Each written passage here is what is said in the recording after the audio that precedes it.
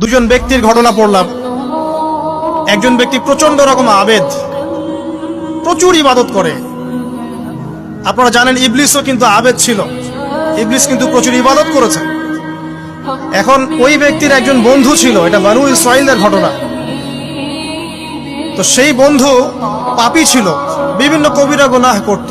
আর এই আবেদ ব্যক্তি বারবার তাকে নসিহত করত, গুনাহ ছেড়ে দাও, তুমি পাপ করছো, গুনাহ ছেড়ে দাও। তখন সেই ব্যক্তি যে পাপ করছে সে বলতো যে আল্লাহ কি তোমাকে আমার রক্ষক বানিয়েছেন? আল্লাহ কি তোমাকে আমার উপর দারোগা বানিয়েছেন? আমাকে আল্লাহর হাতে ছেড়ে দাও, আমাকে নসিহত করতে শোনা।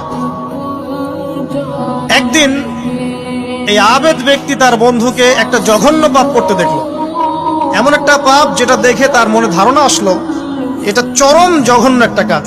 তখন সে মুখ ফসকে বলে ফেলল যে আল্লাহ তোকে আর মাফ করবে না, আল্লাহ তোকে জান্নাত দিবে না। আল্লাহ রাব্বুল আলামিন মালাকুল মউতকে এই দুজনের কাছে পাঠালেন, দুজনের রূহকে কবজ করা হলো। এবার আল্লাহ পাক তার সামনে তাদেরকে উপস্থাপন করে বললেন যে তোমাকে আমার রহমত সম্পর্কে কে গ্যারান্টি দিয়েছে যে আমি কাউকে রহমত করব কি করব না? যাও, আমি তোমাকে জাহান্নামে পাঠালাম, ওই ব্যক্তি যে আমার রহমত প্রত্যাশা করেছে আমি তাকে জান্নাত দিয়ে দিলাম। দেখুন, এই হাদিসটা শুনলে মনে হয় বাহ্যিক হয়তো বা মুখের একটা কথার কারণেই সে জাহান্নামে চলে গেল। আসলে বিষয়টা এমন নয়। বিষয়টা আমি আপনাকে বোঝাচ্ছি। বিষয়টা হচ্ছে ইবলিসের মতো।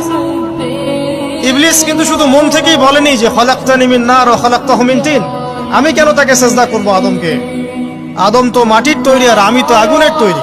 এটা ইবলিসের শুধু মৌখিক স্টেটমেন্ট ছিল না, কারণ কি ছিল? আবা ওয়াস্তাকবারা, সে উদ্ধত হয়েছিল, অহংকার প্রদর্শন করেছিল। ভিতর থেকে ইন্টারনালি সে অহংকারী ছিল, সে আন্ডারএস্টিমেট করে কথাটা বলেছে, শুধু মৌখিকভাবে বলে নাই। কিন্তু ঠিক এই ব্যক্তির ঘটনা এমনই, সে মন থেকে অহংকারী হয়ে উঠেছিল, যদিও বা সে আবেদ ছিল।